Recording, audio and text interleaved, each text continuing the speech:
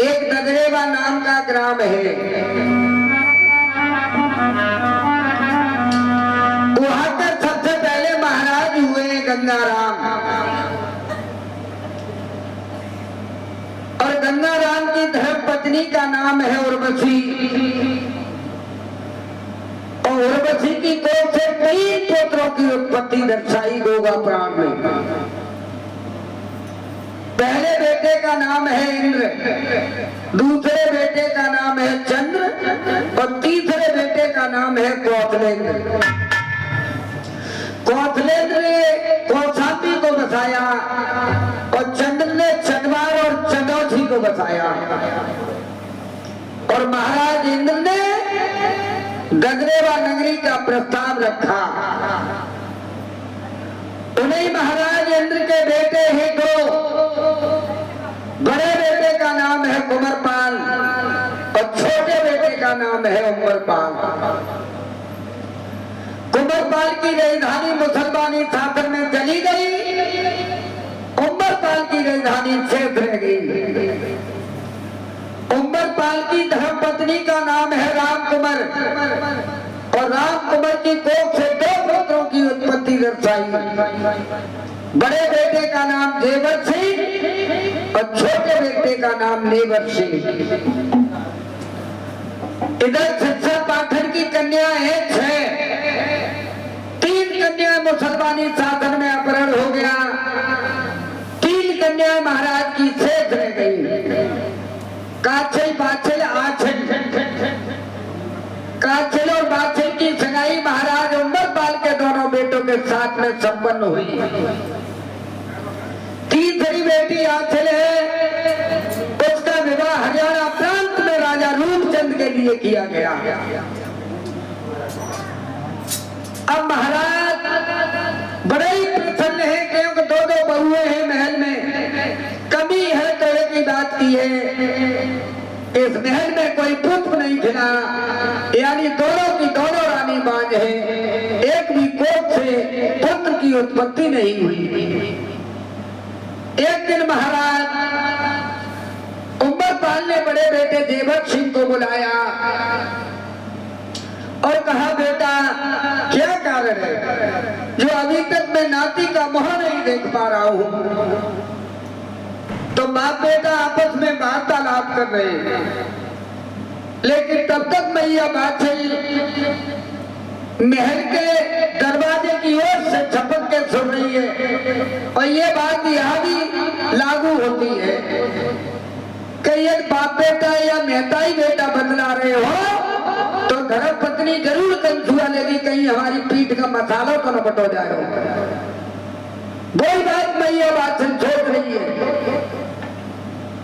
लेकिन महाराज तो अपने बड़े बेटे को समझा रहे हैं, बेटा क्या कारण है।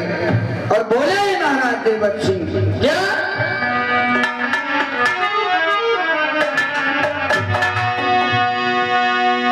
कि अरे शैला खवारे घर में मोती,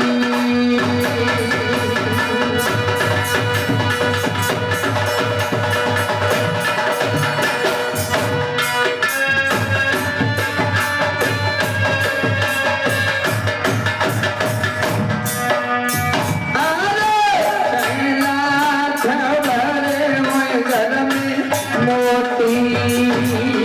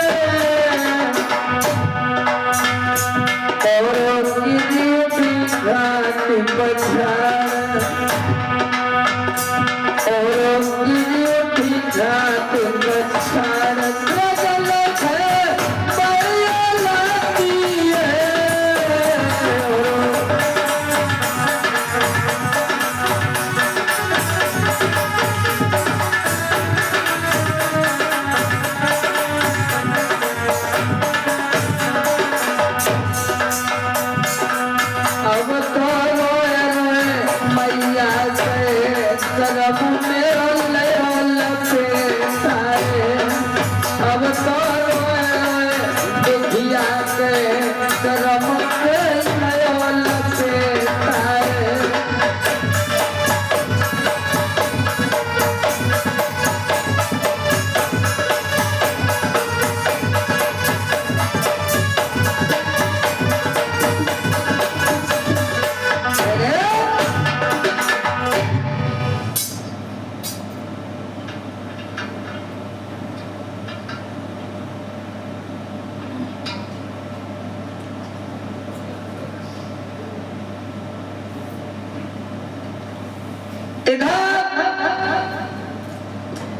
मैया बात है तो पता नहीं है मेरे नसीब में परमात्मा जाने क्या क्या लिखा है।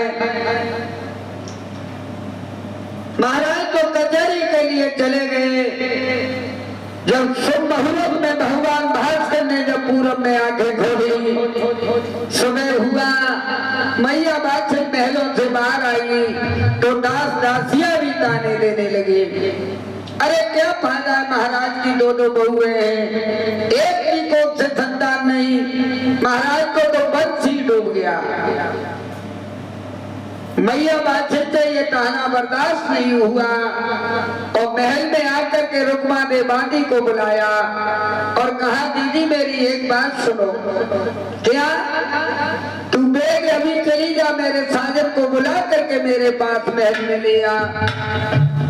आज तो मैं अपने पिया से वार्तालाप करके रहूंगी। और बोली है बांदी क्या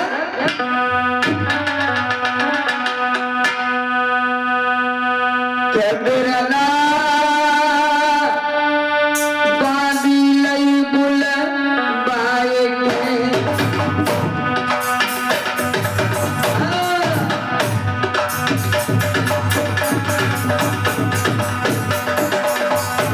दादा बांदी लई बुल बाए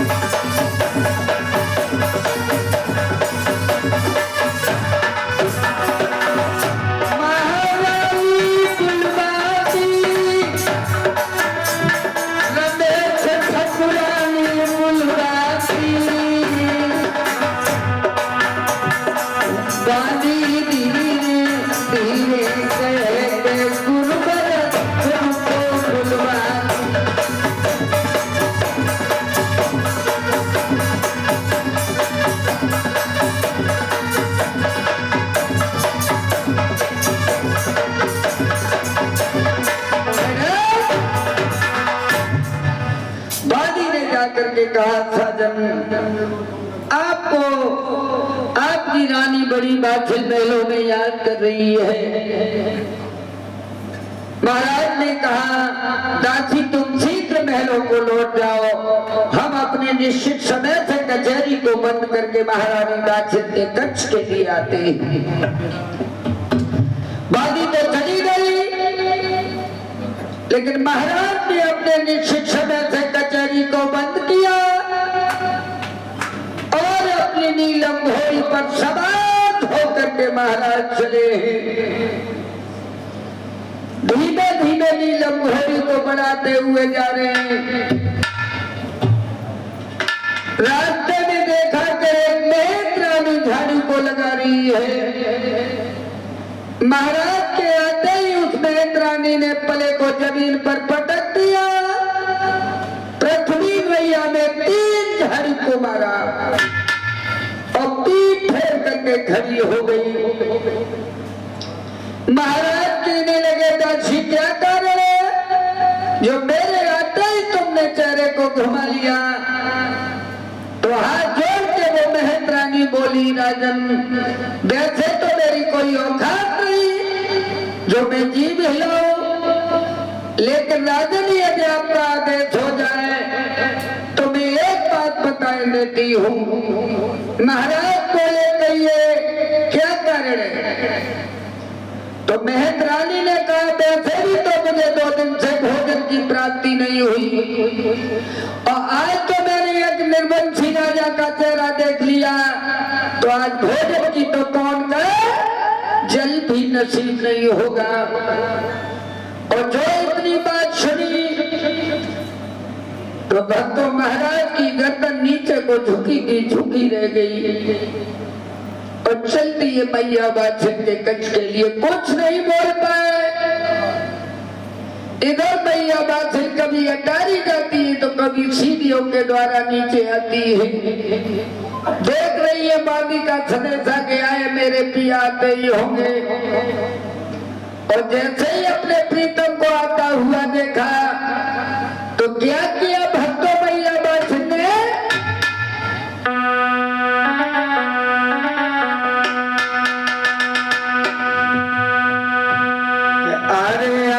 पिया ने हारे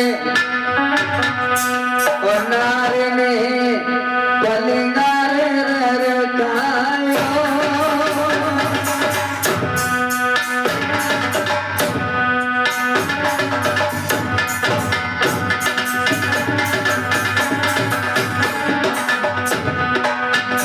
अरे आवत पलंग ने हारे नारे ने पलंगारे रखायो।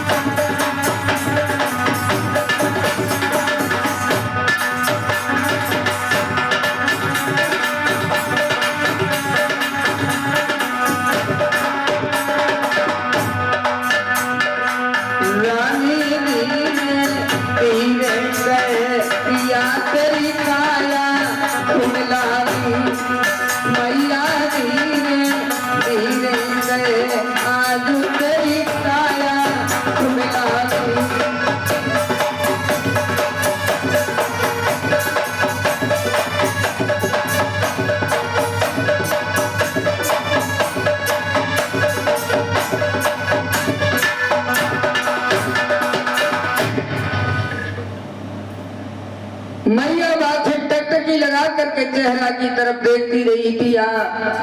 क्या कारण है? जो आज तुम्हारे चेहरे पर मुर्दाई छाई हुई है। आप जब मेलों में आते थे तो आपका चेहरा एक कमल के पुष्प की तरह खिलता था। आज कौन सी बात है जो हमसे छिपा रहे हो? और कलाई को पकड़ा और बोली है माँ बाछल भैया, मुझसे कुछ जरूर छुपा रहे हो कि हर पल गलियों से खिले हुए,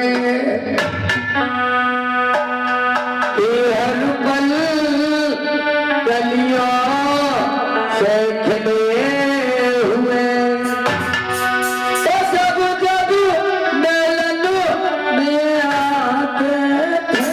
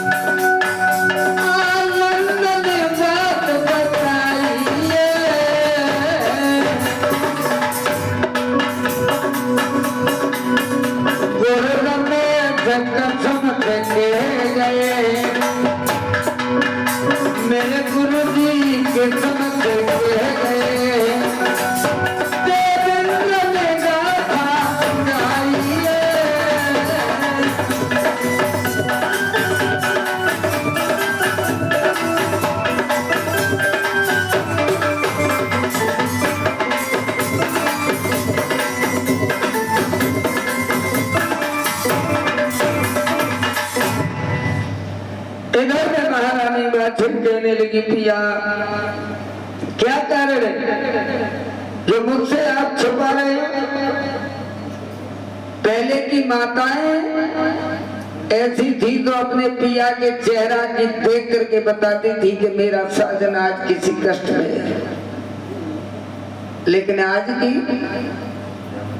पता ही नहीं कौन से कष्ट में चलो आ रहा हो। बिन्ने की सुनो रोटी खाई गई का ना, तो जैसे तैसे बेचारे रोटी खाई दोनों कह दी हमारी फरमाइश पूरी ना है भाई, लेकिन धन्य है बाबा चेहरे को देख करके बता दिया कि मेरे पिया पर कोई विपत्ति आपत्ति है।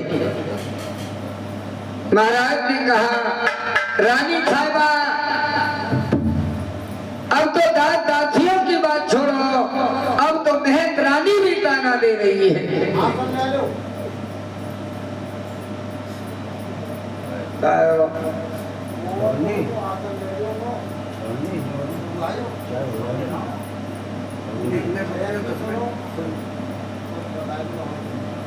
देखो सुनो मेरी सुनाई हो। हाँ जब रोको तो मैं सारे करती हूँ